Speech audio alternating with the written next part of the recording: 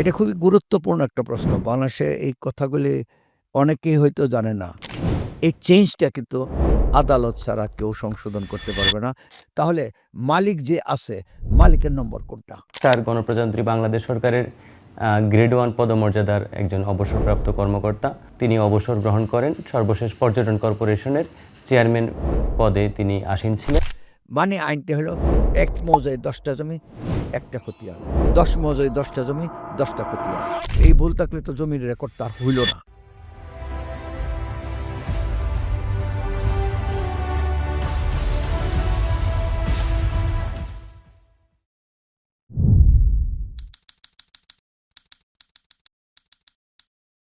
দর্শক শ্রোতা, আপনাদের স্বাগত জানাচ্ছি হান্নান মিয়ার আইন পাঠ আলোচনার আজকে নবম পর্বে। যারা ধারাবাহিকভাবে আমাদের এই অনুষ্ঠান শুনছেন তারা জানেন যে আমরা এই পর্বে এই আলোচনায় স্যারের কাছ থেকে আইনের বিভিন্ন বিষয়ে আমরা জেনে থাকি এবং আপনাদের বিভিন্ন প্রশ্নের উত্তর দিয়ে থাকেন স্যার এই আলোচনার মাধ্যমে। আমরা আজকে নবম পর্বে জানব ভূমি রেকর্ড জরিপ অধিদপ্তর কর্তৃক যে ধারাবাহিক প্রক্রিয়ার মাধ্যমে ভূমি রেকর্ড এবং জরিপের কাজ সম্পন্ন হয় তার ধারাবাহিক স্তরগুলো সম্পর্কে এবং জরিপ প্রক্রিয়া সম্পর্কে স্যারের কাছ থেকে আমরা শিখব। স্যার আপনাকে স্বাগত জানাচ্ছি আজকের এই অনুষ্ঠানে। বিসমিল্লাহির রহমানির রহিম। ধন্যবাদ সাইফুল। বিগত পর্ব ৮ এ কিভাবে রেকর্ড প্রণয়ন করা হয় তার প্রথম অংশ বলেছিলাম। ওইখানে মৌজা কি, পরগনা কি, খতিয়ান কি এই সকল বিষয়ে মধ্যে দাগ সম্পর্কে স্পেশালি বলেছিলাম। দাগ কিভাবে প্রণয়ন করা হয় এবং খত ইয়ে কিভাবে সোট দাগ, বাটা দাগ কিভাবে প্রণয়ন করা হয় সেটা বলেছিলাম। আজকে খতিয়ান। খতিয়ান আরবি শব্দ খত অর্থ হলো হিসাব। খতিয়ান হলো যে কাগজে মালিকের জমির হিসাব রাখা হয় তাকে বলা হয় খতিয়ান। মনে করি যে একটা মৌজা ৩০০ জন ৩০০ টা প্লট আছে। এই ৩০০ টা প্লটে কিন্তু এলাকায় বসবাস করে ২,০০০ লোক। সবাই কিন্তু মালিক না। দেখা গেল ২০০ জন মালিক আছে। তাহলে ২০০ জন মালিক ৩০০ টা প্লটের মালিক।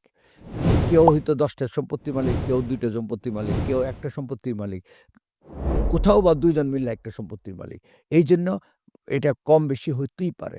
তাহলে মালিক যে আছে, মালিকের নম্বর কোনটা?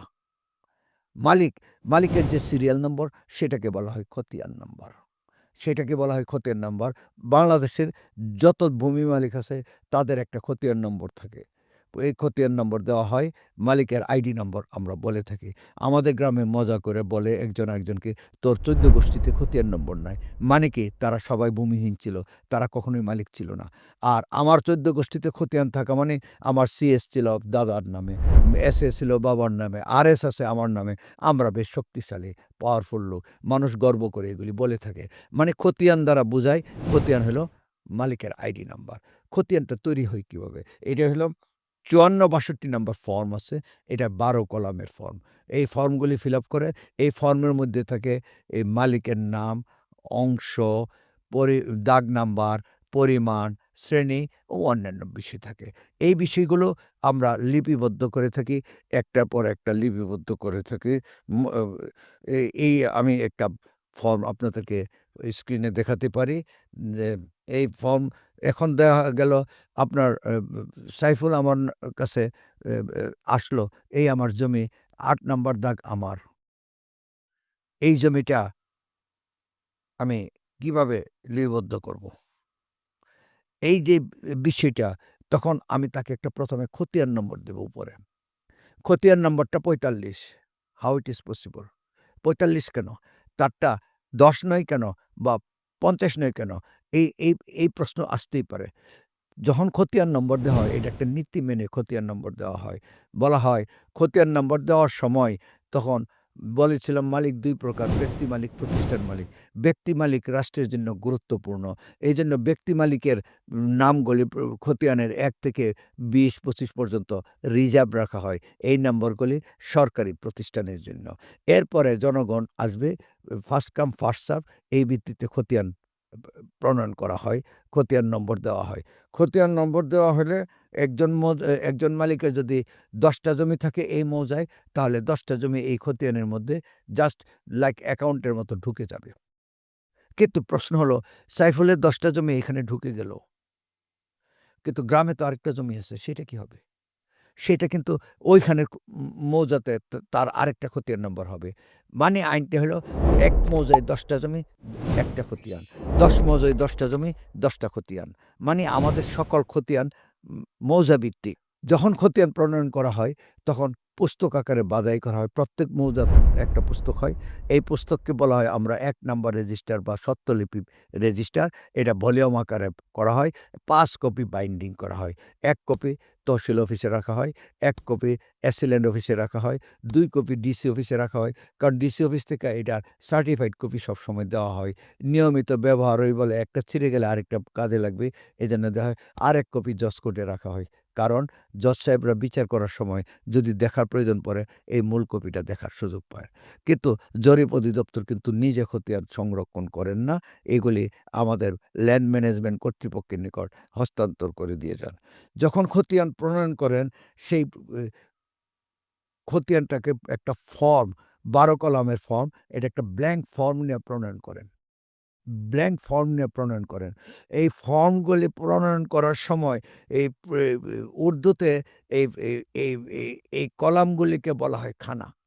এইজন্য জরিপের সময় এই কলাম পূরণকে বলা হয় খানাপুরি এবং বুঝারত একটা কথা আছে। মানে ফর্মগুলি ফিল আপ করে তারপরে জনগণকে বুঝিয়ে দেওয়া, আপনার জমি এইভাবে আমি রেকর্ডে ফিল আপ করেছি।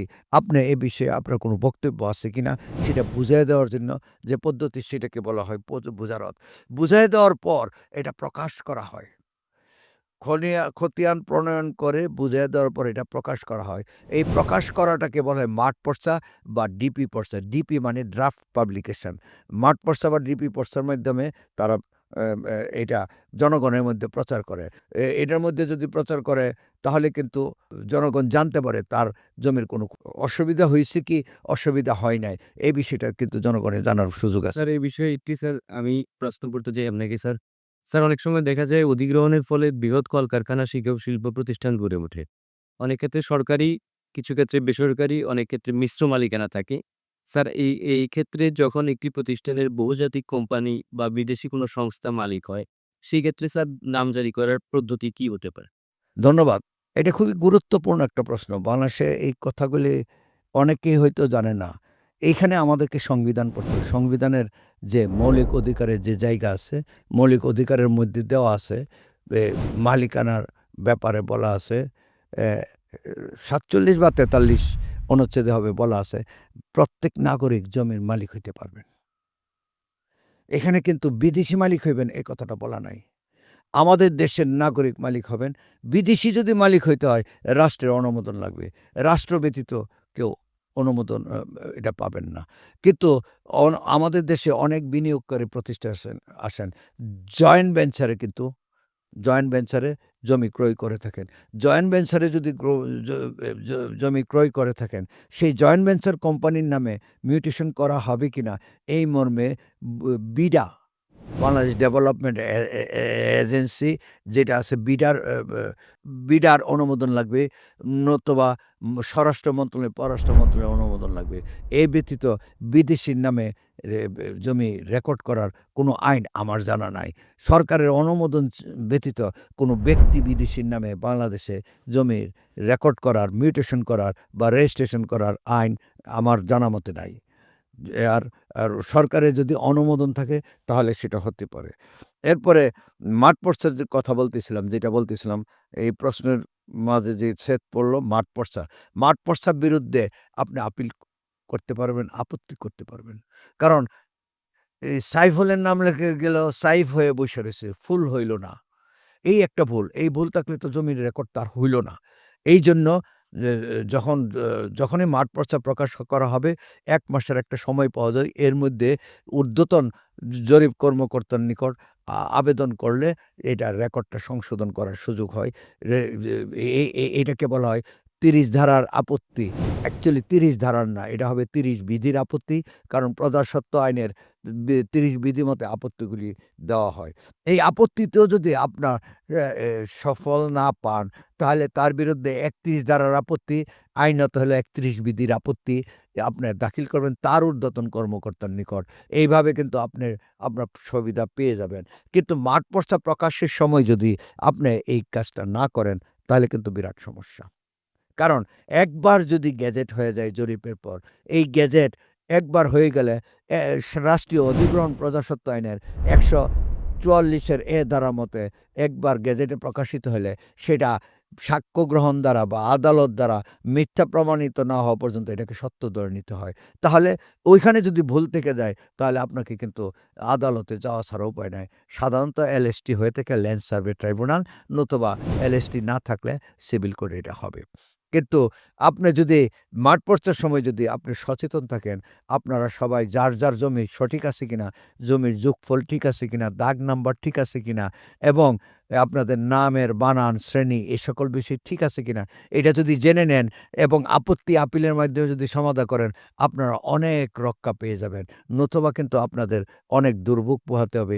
কারণ আমাদের দেশের যে সিস্টেম যতদিন না পরিবর্তন হয়েছে, ততদিন পর্যন্ত আপনার করণীয় কোনো ভুল নয়। তাহলে এখন কথা হলো, তাহলে আমরা কি সব আদালতের দ্বারস্থই হব? না, এটা একটা আরেকটা সুযোগ আছে, আমাদের আইনে দেওয়া আছে। রাষ্ট্রীয় অধিগ্রহণ প্রজাস্বত্ব আইনের 143 দ্বারা একটা ক্ষমতা দেওয়া আছে আমাদের ল্যান্ড ম্যানেজমেন্ট অথরিটি, মানে এসিল্যান্ড এবং কালেক্টরকে। যদি কোনো করণিক ভুল হয়, সাব রেজিস্ট্রি অফিসে যেমন বলছিলাম করণিক ভুল হলে ভ্রমসংশোধন দলিল করা যায়, তেমনি যদি আমাদের কোনো করণিক ভুল হয়, তাহলে করণিক ভুল সংশোধনের ক্ষমতা এই এসিল্যান্ডদের দেওয়া হয়েছে, তারা করতে পারে। করণিক ভুল আর জেনুইন ভুলের মধ্যে পার্থক্য কী? করণিক ভুল হলো যে ভুল সংশোধন করলে মালিকানার বা অধিকারের পরিবর্তন হয় না, সেটাকে বলা হয় করণিক ভুল। আর জেনুইন ভুল হলো যে ভুল সংশোধন করলে মালিকানা অধিকারের পরিবর্তন হয়ে যাবে, সেটি হলো জেনুইন ভুল। এই জেনুইন ভুল সংশোধন করার ক্ষমতা আদালতের, আর করণিক ভুল সংশোধন করার এসিল্যান্ডের ক্ষমতা। অর্থাৎ এসিল্যান্ডের যে ক্ষমতার মধ্যে যে করণিক ভুলগুলি আছে, এগুলি তুচ্ছ বিষয়। সাইফুলের ফুল উঠে নাই, এই হান্নানের আকার ওঠে নাই, হন্যান হয়ে রইল। এই সকল ভুলগুলি 2 এ 4 হওয়ার কথা হয়ে রয়েছে 5। এই গাণিতিক ভুলগুলি, ম্যাথমেটিক্যাল এররগুলি, এগুলি সংশোধন করা যায়। কিন্তু সাইফুলের জায়গায় তারিকুল উঠে রইল। এটা তো ব্যক্তির চেঞ্জ হয়ে গেছে। এই চেঞ্জটা কিন্তু আদালত ছাড়া কেউ সংশোধন করতে পারবে না। এসিল্যান্ডের এই ক্ষমতা নয়। এবং প্রত্যেক জরিপেই রেকর্ড তৈরি করা হয়। কি তৈরি করা হয়? নকশা এবং খতিয়ান। নকশা এবং খতিয়ান। বাংলাদেশে এ পর্যন্ত 5 প্রকার জরিপ হয়েছে। সিএস জরিপ হয়েছে 1888 থেকে 1944 সাল পর্যন্ত জরিপ হয়েছে। এইখানে কিন্তু বেশিরভাগ প্রায় 80% এর উপরে জমির মালিক ছিল জমিদার। তখন তো জমিদারি প্রথা ছিল। সিএস জরিপ হয়েছিল। এরপরে এম এ 1956 থেকে 63 সাল, এই সময়ের মধ্যে এসএ জরিপ হয়েছিল। এসএ জরিপটা কি? আমাদের যখন জমিদারি উচ্ছেদ হয়েছে, জমিদারকে বলা হইল, তোমরা উচ্ছেদ, তোমরা 375 নিয়ে থাকো, বাকিটা রাষ্ট্র নিয়ে নিল। তখন কিন্তু রাষ্ট্র নিয়ে আমাদের নামে, আমরা যারা জনগণ এটা চাষাবাদ করতেছিলাম, আমাদের নামে এটা দিয়েছিল। আমাদের নামে হাতে লেখা একটা রেকর্ড তৈরি করা হয়েছিল তাৎক্ষণিকভাবে। দেখেন, সিএস রেকর্ড তৈরি করতে, সারা বাংলাদেশের রেকর্ড তৈরি করতে 60 বছর লেগেছিল। কিন্তু এসএ রেকর্ড মাত্র 7 বছরে কিভাবে সম্ভব? কিন্তু করেছিল। সরকারের তখন প্রয়োজন ছিল জমিদারি উচ্ছেদ করার জন্য। তাৎক্ষণিকভাবে 60 বছর ধরে উচ্ছেদ করতে পারবো না, তাৎক্ষণিকভাবে জমিদার উচ্ছেদ করতে হবে। এই জন্য এসএ রেকর্ডটা করেছিল। কিছু ভুলভ্রান্তি ছিল, এই জন্য সরকার আর 25 বছর অপেক্ষা করে নাই। 63 সালে রেকর্ড শেষ হয়েছে, তার 1 বছর পরে 65 সালেই আবার নতুন রেকর্ড চালু করলো, সংশোধনী জরিপ বা আরএস রেকর্ড। আরএস অর্থ হলো সংশোধন। আগের রেকর্ডকে সংশোধন করাকে বলা হয় সংশোধনী জরিপ। 65 সাল থেকে সংশোধনী জরিপ শুরু হয়েছে। এরপরে 25 বছর অন্তর অন্তর বা 30 বছর অন্তর অন্তর জরিপ হচ্ছে। এখন একটা রেগুলার বেসিসে জরিপ হচ্ছে। যেমন ঢাকায় 65 থেকে 70-এ একটা জরিপ হয়েছিল, সেই জরিপকে বলা হয় ঢাকায় আরএস। কিন্তু তার ৭০-এর পরে ২৫ যোগ করলে ৯৫। ঢাকায় দ্বিতীয় আরএস হয়েছে ৯৫ থেকে ২০০০। তাহলে RS1, RS2 ঢাকায় RS1 কে আরএস বলা হয়, RS2 কে বলা হয় সিটি জরিপ বা মহানগরী জরিপ। গ্রামাঞ্চলে RS1 কে আরএস বলা হয়, RS2 কে বলা হয় বিআরএস বা বিএস জরিপ। বাংলাদেশ আমলে যেহেতু হইছে বাংলাদেশ সার্ভে, এইজন্য এটা বলা হয়ে থাকে। এর বাইরে আরেক প্রকার জরিপ আছে, সেটাকে বলে দিয়ারা জরিপ। দিয়ারা জরিপ হইল দরিয়া হইতে যে জমি উত্থিত হয়, সেই জমির পরিমাপ করা, নকশা পরিমাপ করা, এইগুলি করা হলো দিয়ারা জরিপ। নদীতে এবং সাগরে যদি কোনো দ্বীপ জেগে ওঠে, সেই দ্বীপগুলি পরিমাপ করে নকশা এবং রেকর্ড প্রণয়ন করাকে বলা হয় দিয়ারা জরিপ। এটা কোনো জেলাভিত্তিক হয় না, এটা যখন যেটা ওঠে তখনই সেটা করা হয়। জেগে ওঠে সাধারণত চর জাগার পর অনেক দিন লাগে চরটা উঠতে, ৫, ৭, ১০ বছর, ২০ বছর লাগতে পারে। আমাদের হঠাৎ চরের নমুনা দেখা যায় ৫-৭ বছর পরে চরটা পুরাপুরি জাগে, তখন গিয়ে সেটা জরিপ করা হয়। এটা জিআরআর জরিপ পদ্ধতি রয়ে গেছে। যাই হোক, আমি আজকে আপনাদের ২ টা পর্বের মাধ্যমে যে রেকর্ডের যে জরিপ প্রণয়ন পদ্ধতি, সেটা আপনাদের উপস্থাপন করলাম। আপনাদের সকলের মঙ্গল কামনা করি। ধন্যবাদ। আসসালামু আলাইকুম। ধন্যবাদ দর্শক শ্রোতা। আজকে স্যারের আলোচনার মাধ্যমে আমরা অনেকগুলো বিষয় সুস্পষ্ট ধারণা পেলাম।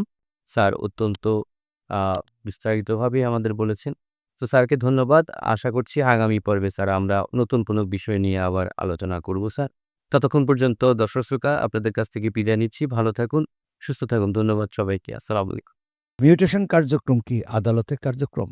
এই বিষয়ে একটি প্রশ্ন মহামান্য হাইকোর্টে উত্থাপিত হয়েছিল এবং এই সংজ্ঞাতেই বলা হয়েছে revenue code does not include civil code. তো জাল দলিল এবং জাল খতিয়ান এই বিষয়গুলো থেকে একজন ভুক্তভোগী কিভাবে প্রতিকার পেতে পারেন?